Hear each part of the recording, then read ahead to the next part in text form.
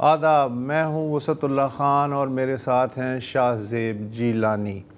بھارت نے ایک بار پھر پاکستانی ماہی گیر پکڑ لیے ہیں۔ سوال یہ ہے کہ کئی اشروں سے جاری یہ ڈرامہ آخر ختم کیوں نہیں ہوتا؟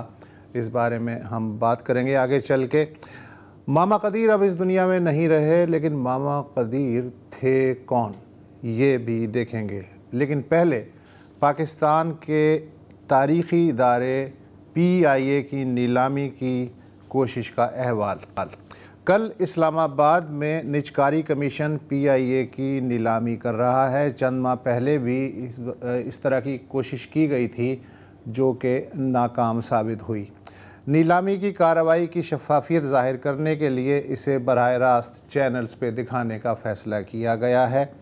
نیلامی میں 3 کنسورشیم حصہ لے رہے ہیں۔ ایک consortium Lucky Cement, Hub Power Holding, Kohat Cement اور میٹرو وینچر پہ مشتمل ہے۔ دوسرا consortium Arif Habib Corporation, Fatima Fertilizer, City School اور لیک سٹی ہولڈنگ پہ مشتمل ہے، اور تیسری پارٹی ہے ایئر بلو۔ اس نیلامی کا پس منظر و پیش منظر جاننے کے لیے ہمارے ساتھ اسلام آباد سے نامہ نگار امین احمد صاحب نے اس وقت ہمیں جوائن کر رکھا ہے۔ امین صاحب، thank you so much for joining اس۔ میں سب سے پہلے آپ سے یہ پوچھنا چاہتا ہوں کہ کل تک ہمیں لگ رہا تھا کہ فوجی فرٹیلائزر نہ صرف چوتھی پارٹی ہے بلکہ ایک بہت ہی مضبوط پارٹی ہے، تو یہ عین وقت پہ کیوں علیحدہ ہو گئی؟ اور پھر میری اس حیرت کا جواب دیجیے گا کہ پی آئی اے جیسے ادارے میں ساری کی ساری پارٹیاں پاکستانی ہیں، کوئی بیرون ملک کی پارٹی کیوں انٹرسٹڈ نہیں تھی؟ سب سے پہلی بات یہ ہے کہ فوجی فرٹیلائزر کی طرف سے کوئی وضاحت نہیں آئی کہ انہوں نے اس کو ایگزٹ کیوں لیا ہے، اور اس کا اعلان پرائیویٹائزیشن کمیشن کے چیئرمین نے بتایا کہ انہوں نے آپٹ کیا کہ وہ اس میں شریک نہیں ہوں گے۔ تو اب 3 پارٹیاں رہ گئی ہیں، اس میں بھی ہو سکتا ہے کہ ان کی ایک وجہ یہ بھی ہے کہ جو بھی وننگ بڈ والے ہوں گے یہ ان کے ساتھ جوائن کر سکتے ہیں، کیونکہ یہ جو پروسیجر ہے اس میں یہ چیز شامل ہے کہ اگر کوئی پارٹی جو بڈنگ میں حصہ نہیں لیتی وہ وننگ پارٹی کے ساتھ جوائن کر سکتی ہے۔ تو یہ امکان ہے، ہو سکتا ہے کہ جو بھی وننگ پارٹی ہوگی اس کو یہ جوائن کر لیں۔ اور دوسرا یہ کہ غیر ملکی جو پارٹی ہے کوئی انٹرسٹڈ کیوں نہیں تھی؟ اتنی بڑی آرگنائزیشن ہے یہ۔ غیر ملکی میں آپ دیکھیں کہ اس میں سپورٹ کر رہی ہیں لوکل کمپنیز کو جو بیرونی والی ہیں۔ اب ٹرکش ایئر لائن جو ہے وہ ایک لکی والے ان کو یہ سپورٹ کر رہے ہیں، اور حبیب رفیق والے جو ہیں انہوں نے بھی کوئی بہت ہی دنیا کی مشہور جو کنسلٹنگ کمپنیز ہیں ان سے یہ مشورہ کر رہے ہیں۔ تو یہ ایک وجہ ہے کہ یہ چونکہ لوکل ہمارے انویسٹرز اتنے اسٹرانگ ہیں کہ باہر سے کسی کو پریفرنس نہیں دی، نہ ہی کوئی انٹرسٹ لیا، تو ایک یہ وجہ تھی۔ تو اچھا امین صاحب، ہم جانتے ہیں کہ ماضی میں بھی کافی کوشش ہوئی ہے پی آئی اے کو پرائیویٹائز کرنے کی، لیکن وہ کامیاب نہیں ہوئی۔ پچھلے سال بھی ہم نے دیکھا ایک کوشش ہوئی۔ اس دفعہ ایسا کیا ڈیفرنٹ ہے جس کی وجہ سے ہم دیکھ رہے ہیں کہ بہت سسپینس ہے، تجسس ہے، آپٹمزم بھی ہے؟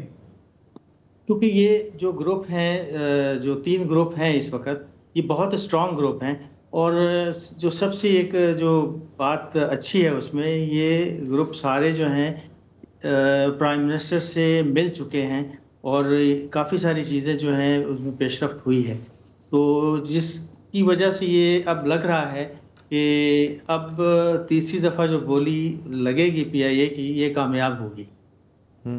ریفرنس پرائز کیا رکھی ہے انہوں نے؟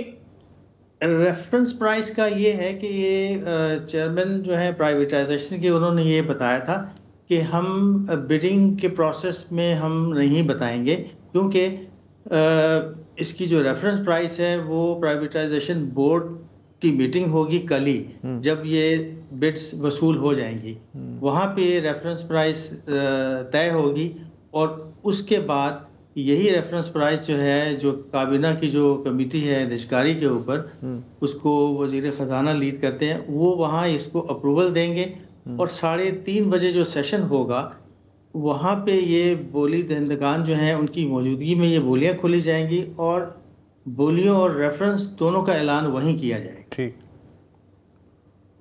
اچھا، ہم نے یہ دیکھا کہ پچھلے سال جو کوشش ہوئی تھی اور اب کی بار جو ہو رہی ہے اس بیچ میں 2-3 چیزیں ہوئی ہیں۔ ایک تو یہ کہ پہلے یورپ پی آئی اے کا روٹ کھول دیا، پھر برطانیہ نے کھول دیا، اور برطانیہ کا ہم جانتے ہیں کہ جو تینوں شہر ہیں لنڈن، مینچسٹر، برمنگھم، بہت ہی پروفیٹیبل روٹس ہیں اور کوئی 5 سال تک یہ بند رہا۔ ایک تو وہ ہوا، دوسرا یہ بھی ہم نے دیکھا اس سال کے اوائل میں کہ پہلے 6 ماہ میں پی آئی اے نے کوئی پروفٹس رپورٹ کیے 11.5 بلین روپے کے، جو کہ کوئی دہائیوں میں 2 دہائی میں شاید پہلی دفعہ ہے کہ انہوں نے یہ پروفٹ دکھایا ہے۔ تو یہ جو کچھ ہوا ہے پچھلے 1 سال کے اندر، یہ کتنا کنٹریبیوٹ کر رہا ہے کہ اس بار شاید یہ پار ہو جائے یہ جو ایفرٹ ہے نجکاری کا؟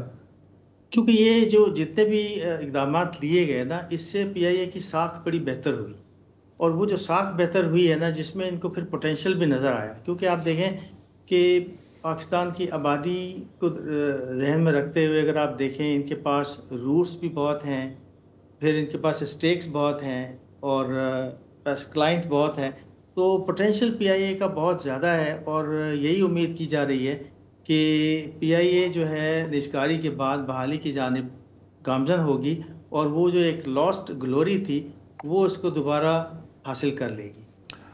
اچھا، یہ تو آپ نے کہا بالکل پوٹینشیل بہت زیادہ ہے، لیکن لائبلٹیز بھی بہت زیادہ ہیں۔ مطلب پچھلی بار یہ بھی ایک سوال تھا کہ یہ لائبلٹیز کا کیا ہوگا، اور کچھ میں رپورٹنگ دیکھ رہا تھا، اس میں کہا گیا ہے کہ گورنمنٹ نے پھر اب اگری کیا ہے کہ کوئی 45 ارب روپے کی جو لائبلٹیز ہیں وہ سرکار ایبزارب کرے گی۔ یہ تھوڑا ایکسپلین کریں گے کہ یہ کیا کوشش ہوئی ہے؟ لائبلٹیز کچھ جو ہیں وہ پی آئی اے ہولڈنگز کو چلی گئی ہیں، اور کچھ جو حصہ ہے ان کا وہ تو پی آئی اے کے جو جنہوں نے جو ون کریں گے وہ پے کریں گے اس کو۔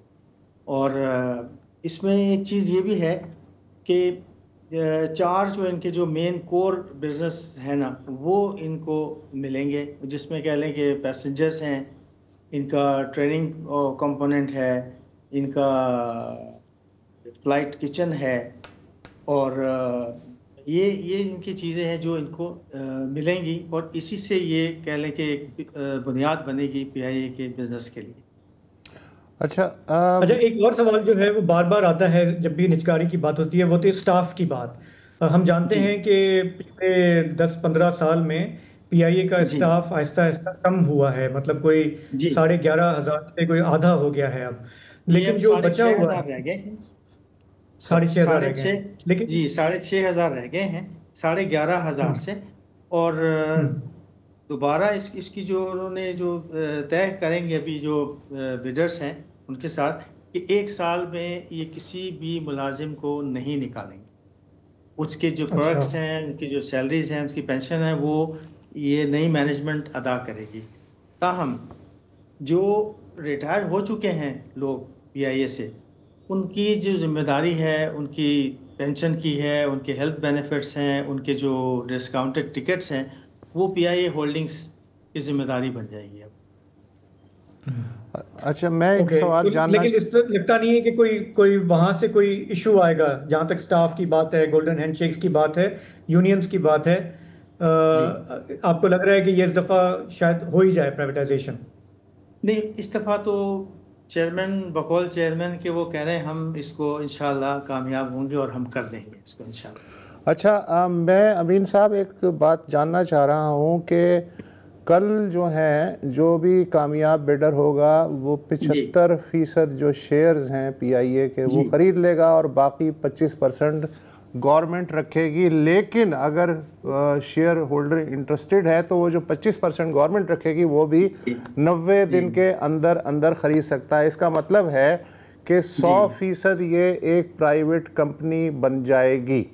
تو کیا یہ اسٹریٹجیکلی درست فیصلہ ہوگا؟ میں آپ سے ذاتی رائے جاننا چاہ رہا ہوں۔ میں آپ کو ایکسپلین کر دوں، یہ جو 75% جو ہے نا اس کی جو اماؤنٹ ہے اس کا 92.5% جو ہے یہ پی آئی اے کو جائے گا، تاکہ پی آئی اے کا بیڑا جو ہے بحری جو اس کا جو جہاز نئے خریدے جائیں اور اس کی ایئر لائنس کو اچھے طریقے سے چلایا جائے۔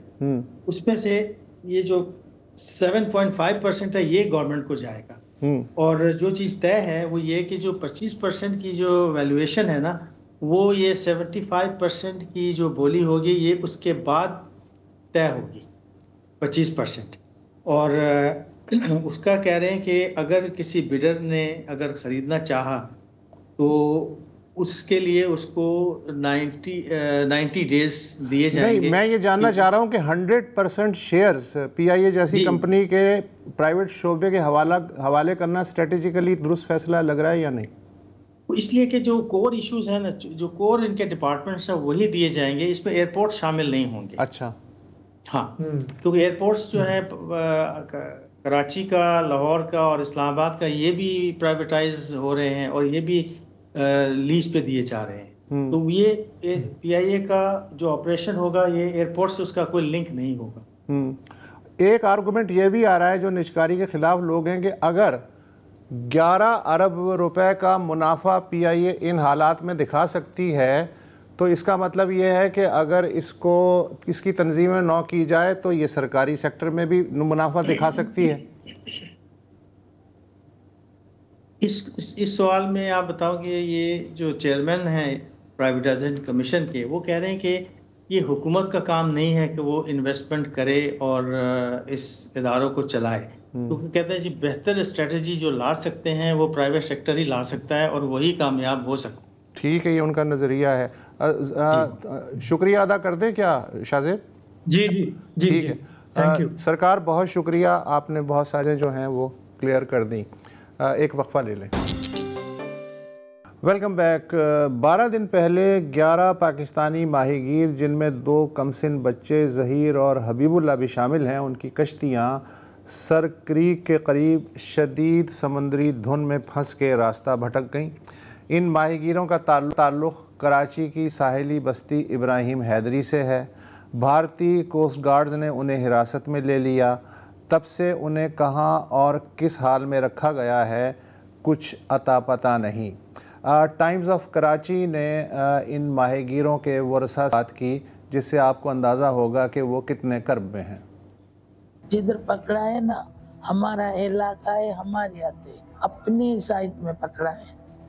دوسری بھی کشتیاں تھی، اس کی مشین بھی خراب ہو گئی اور دھند بھی بہت تھی، دیکھا کوئی دیکھ نہیں رہا تھا اپنوں کو۔ بچپن سے میں بھی کرتا آ رہا ہوں یہ کام۔ اکثر ہم انہوں کے سائٹ پہ نہیں جاتے، ہمیں جتنے بھی ہماری کشتیاں پکڑتے ہیں وہ ہوتی ہیں مچھلی سائٹ پہ، وہ ساری ہمارے حد سے پکڑتے ہیں۔ کبھی کبھی ایسا ہوتا ہے کہ پانی کا جو بہاؤ ہوتا ہے وہ ان کو جو نا لے کے جاتا ہے۔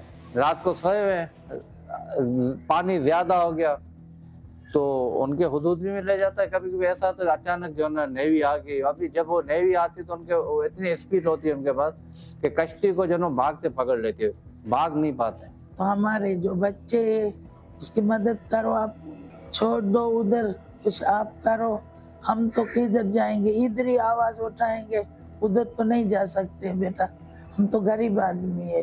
افسوس کے ساتھ یہ کہنا پڑتا ہے کہ وہاں ان میں کم سن 2 بچے ہیں۔ مجھے تو یہ لگ رہا ہے کہ بھارت حکومت کو خود شرم آ رہی ہے کہ 9 مائیگر دکھا رہے ہیں، 2 بچوں کو نہیں دکھا رہے ہیں۔ انسانی حقوق کمیشن پاکستان نے بھی اپنے ایک بیان میں اس واقعے پہ تشویش ظاہر کرتے ہوئے کہا ہے کہ جس علاقے میں یہ ماہی گیر بھٹکے ہیں اس کی نہ تو کوئی واضح حد بندی ہے اور نہ ہی وہاں دور سے کوئی نشانی دکھائی دیتی ہے۔ ایسے حالات میں کمسن بچوں کی گرفتاری بچوں کے حقوق کے عالمی کنونشن کی بھی کھلی خلاف ورزی ہے۔ اس کنونشن پہ بھارت اور پاکستان دونوں نے دستخط کر رکھے ہیں۔ کمیشن کا کہنا ہے کہ اس علاقے کی واضح حد بندی نہ ہونے کے سبب دونوں طرف کے غریب ماہی گیر متاثر ہوتے ہیں اور گرفتاری کے خطرات سے دوچار رہتے ہیں۔ انسانی حقوق کمیشن نے بچوں سمیت ان ماہی گیروں کی فوری رہائی کے لیے پاکستانی حکومت اور بالخصوص دفتر خارجہ سے مطالبہ کیا ہے کہ اس معاملے کو ترجیحی بنیاد پہ دیکھا جائے۔ اس وقت ہمارے ساتھ ابراہیم حیدری سے تعلق رکھنے والی senior social activist Zubaida Barwani بھی موجود ہیں۔ زبیدہ، ان ماہی گیروں کی رہائی کے لیے اس وقت کون کون کوششیں کر رہا ہے اور یہ کوششیں کس مرحلے میں ہیں؟ بہت شکریہ جی، بہت ہی اہم مسئلے کے اوپر جو ہے آپ لوگوں نے آج کا پروگرام کیا ہے۔ جو لوگ ہیں ان کی تو جو تکالیف ہے وہ تو آپ نے ابھی جو دکھائی ہے ایک ویڈیوز میں ظاہر ہے۔ سب سے پہلے تو میں تھوڑا سا یہ عرض کر دوں کہ یہ سیر کریک کے طرف نہیں واقع ہوا، یہ کاجر سیر ہے، ٹھیک ہے، اس کے طرف یہ واقعہ ہوا ہے اور یہ 10 دسمبر کا واقعہ ہے۔ جیسے ہی ہمیں پتہ چلا، اور کیونکہ یہ ابراہیم حیدری کے لوگ ہیں تو ہم نے فوری طور پر جو ہے وہ ہماری جو ادارہ ہے فشرمین کوآپریٹو سوسائٹی، میں نے ان سے بھی بات کی، اس کے بعد ہیومن رائٹس کمیشن سے بھی بات کی۔ تو ابھی تک تو صرف ہم آواز اٹھا رہے ہیں، جس طرح سے یہ اسٹیٹمنٹ آیا ہے یہ ہوا ہے، لیکن جس طرح سے اس آواز کو ایک اٹینشن ملنی چاہیے، افسوس کے ساتھ کہ وہ ابھی ہمیں نظر نہیں آ رہی۔ اب ماہی گیروں کے ساتھ سب سے بڑا مسئلہ جو ہے وہ یہ ہے کہ پہلے تو کوئی وہاں پر کوئی دیوار تو بنائے، پتہ چلے نا، اب سمندر میں بھی بنا کے دکھائے نا۔ موسم کی خرابی ہوتی ہے اور یہ لوگ جب سے یہ ہماری معیشت کا حال خراب ہوا ہے، لوگ بیچارے، ان کے پاس جو ہے نا وہ وسط اللہ خان صاحب، ان کے پاس یہ بھی نہیں ہوتا نا کہ 18 گھنٹے تو ان علاقوں میں لائٹ ہی نہیں ہوتی کہ ان کو سیاسی مسائل کا پتہ ہو کہ جی ہمیں جو ہے وہ اتنا دور جانا چاہیے۔ اچھا زبیدہ، مجھے یاد پڑتا ہے کہ 2-3 سال پہلے شاید حکومت نے کہا تھا، اس طرح کے واقعات جب زیادہ ہو گئے تھے، کہ جو ماہی گیر ہیں ہم ان کو جی پی ایس آلات فراہم کریں گے، قطب نما کمپس وغیرہ فراہم کریں گے۔ آپ کا کیا ہے اندازہ کہ کتنی ماہی گیر کشتیوں میں جی پی ایس آلات لگائیں تاکہ وہ بھٹکے نہ؟ دیکھیں میرے پاس کوئی خاص اندازہ مجھے نہیں ہے، لیکن کیونکہ اب دیکھیں یہ لوگ جو اس طرف جاتے ہیں بہت غریب لوگ ہوتے ہیں، یہ جاتے ہیں مچھلی کی تلاش میں، اور ان کا جو مقصد ہوتا ہے وہ یہ ہوتا ہے کہ ہمیں زیادہ سے زیادہ کیچ ملے، وہ گہرے پانی میں ملتا ہے، تو اس وجہ سے یہ ٹریول کرتے ہیں۔ اچھا ان کی کوئی وہ نہیں ہوتی کہ ہم کوئی جا کے کسی ملک کی سرحد پار کریں، نہیں۔ اب کاجر سیر تو پاکستان کا کریک ہے، اور دوسری بات یہ ہے کہ دیکھیں کوئی میکینزم ہونا چاہیے، ٹھیک ہے، اگر ان کے طرف سے پکڑتے ہیں یا ہماری طرف سے ان کے ماہی گیروں کو پکڑا جاتا ہے تو کوئی ایسا طریقہ کار دونوں۔ اچھا نہیں، اس طریقہ کار کے بارے میں بتا دوں کہ جب واجپئی حکومت تھی ہندوستان میں اور پاکستان اور ہندوستان کے تعلقات اچھے تھے، تو اس وقت یہ طے ہوا تھا کہ جو بھی ماہی گیر پکڑے جائیں، اور وہ جو آپ نے وجوہات بتائی ہیں ظاہر ہے اسی وجہ سے یہ پھنس جاتے ہیں، تو ان کو ترجیحی بنیاد پہ رہا کیا جائے۔ تو یہ بہت دنوں بعد یہ واقعہ ہوا ہے، تو آلموسٹ دونوں حکومتیں اس پہ عمل کر رہی ہیں، یہ جو پرانا انہوں نے معاہدہ کیا تھا، یا نہیں؟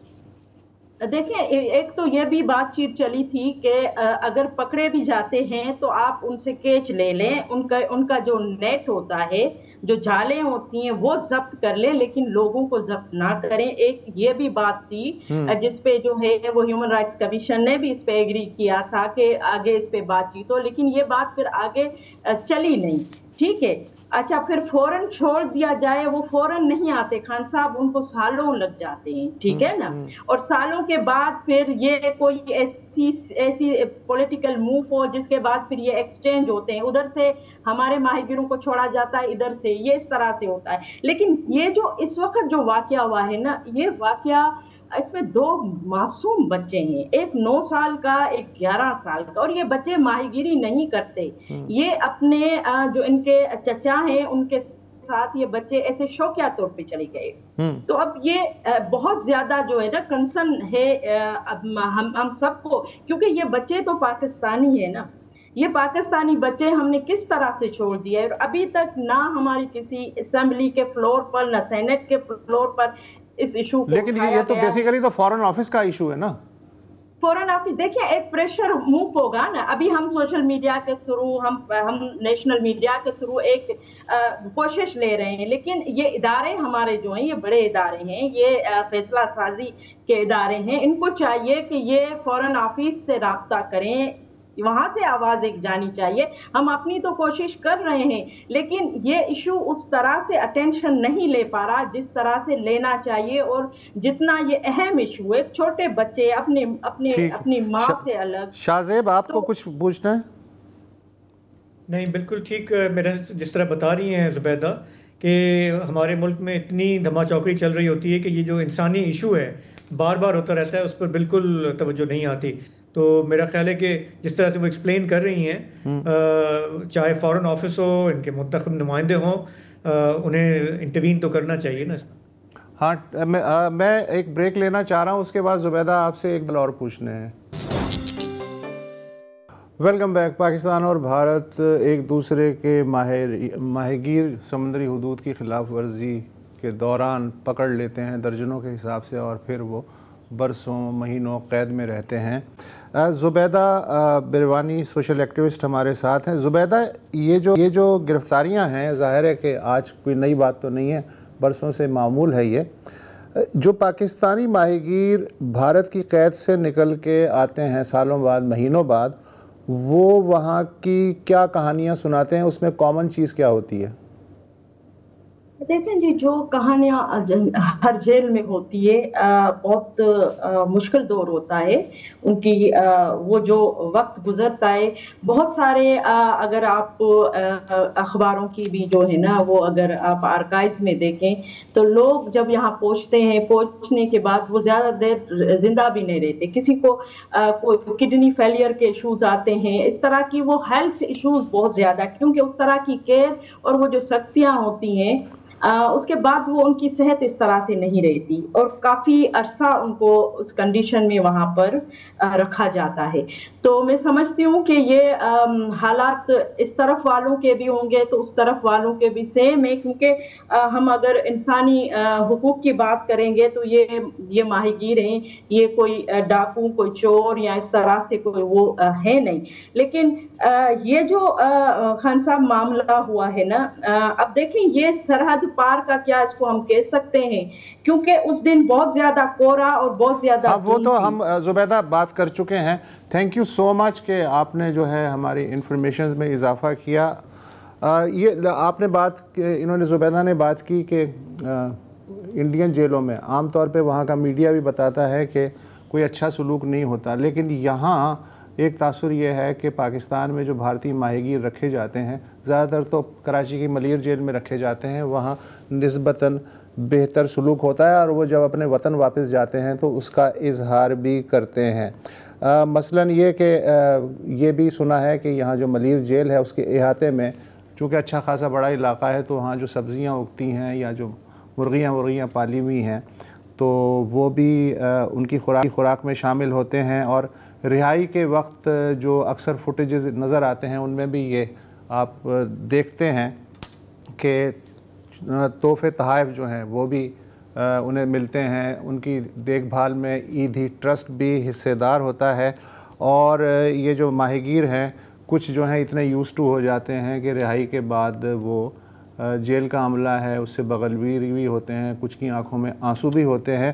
لیکن شاہ زیب, مجھے ایک بڑی عجیب سی انالوجی جو ہے وہ اس وقت ذہن میں آ رہی ہے کہ یہ جو گرفتاری اور رہائی کا ڈرامہ ہے دونوں ملکوں میں ماہی گیروں کا, کراچی میں ایک چوک ہے, میں اس کا نام ذہن میں نہیں ہے, لیکن میں اکثر وہاں سے گزرتا ہوں, وہاں میں دیکھتا ہوں کہ کچھ چڑی مار پنجرے لے کے کھڑے ہوئے ہوتے ہیں جن میں کہ چڑیاں ہوتی ہیں. تو کچھ خدا ترس جو گاڑی والے ہیں وہ رک جاتے ہیں اور ان سے کہتے ہیں یار انہیں آزاد کر دو تو ہم تمہیں 1000 2000 5000 دے دیتے ہیں. تو وہ پنجرے کا دروازہ کھول دیتا ہے اور وہ اچانک پنجرہ خالی ہو جاتا ہے, اور اگلے دن وہی چڑی مار اتنے ہی پرندے اسی پنجرے میں بند کر کے دوبارہ کھڑا ہوتا ہے وہاں پہ. تو مجھے لگتا ہے کہ یہ جو دونوں ممالک ہیں, یہ امیج میرے ذہن میں آتا ہے, اور جب انہیں خیر سگالی کا مظاہرہ کرنا ہوتا ہے تو ایک ساتھ رہائی دے کے اپنا نام جو ہے روشن کرنے کی کوشش کرتے ہیں. ایسے ہی ہے نمبر جب برابر ہو جاتے ہیں تبھی پھر ادھر سے بھی رہائی ہوتی ہے, یہاں سے بھی ہوتی ہے. حالانکہ اس نے زبیدہ نے صحیح کہا کہ یہ تو کرمنل تو نہیں ہے نا یہ لوگ. بہرحال ایک وقفہ لے لیں. بلوچستان میں جبری گمشدگیوں کا جو معاملہ ہے برسوں سے چلا آ رہا ہے, اس پر بہت سارے لوگوں نے جد و جہد کی ہے, آواز اٹھائی ہے. اس میں ایک نمایاں نام ماما قدیر کا ہے، جن کا ہفتے کے روز یعنی کہ دسمبر 20 کے دن کوئٹہ کے ایک ہسپتال میں انتقال ہو گیا۔ وہ کچھ عرصے سے علیل تھے۔ ان کا اصل نام عبد القادر بلوچ تھا، جو کہ وہ ایک عام زندگی بسر کر رہے تھے، ملازمت کرتے تھے سن 2009 تک، لیکن پھر ان کے صاحبزادے کو اغوا کیا گیا۔ جلیل ریکی بلوچ کی جو لاش ہے، مسخ شدہ لاش، وہ پھر 2011 میں نومبر میں ان کے سامنے آئی۔ یہ جو وہاں پہ معاملہ چل رہا تھا بلوچستان میں، اور ان کے اپنے بیٹے کے ساتھ جو کچھ ہوا، اس نے پھر انہوں نے مجبور کیا کہ وہ مسنگ پرسنز کے حق میں آواز اٹھائیں، اور وہاں پہ جو تنظیم رہی ہے، بہت ہی مؤثر تنظیم Voice for Baloch missing Persons, اس کے وہ وائس چیئرمین بنے۔ اپنی اس جد و جہد میں انہوں نے ایک زبردست لانگ مارچ کیا، پیدل مارچ کیا۔ پہلے کوئٹہ سے کراچی آئے، کراچی کے بعد وہ اسلام آباد گئے۔ اس سفر میں ان کے ساتھ وہ بلوچ عورتیں تھیں، مائیں تھیں، بہنیں تھیں، جن کے کوئی باپ، بیٹے یا جاننے والے جو ہیں وہ ایک لمبے عرصے سے گمشدہ تھے۔ اس لانگ مارچ میں ان کے پیروں میں چھالے پڑ گئے، وہ کئی جگہ پہ بیمار بھی ہوئے، لیکن انہوں نے اپنا یہ سفر جاری رکھا۔ ہم نے اس ٹائم پہ سنا ان کے خلاف بہت پروپیگنڈا بھی ہوا، انہیں اینٹی اسٹیٹ کہا گیا، انہیں غدار کہا گیا، انہیں انڈیا کا ایجنٹ کہا گیا، لیکن وہ اپنے مشن سے ٹس سے مس نہیں ہوئے۔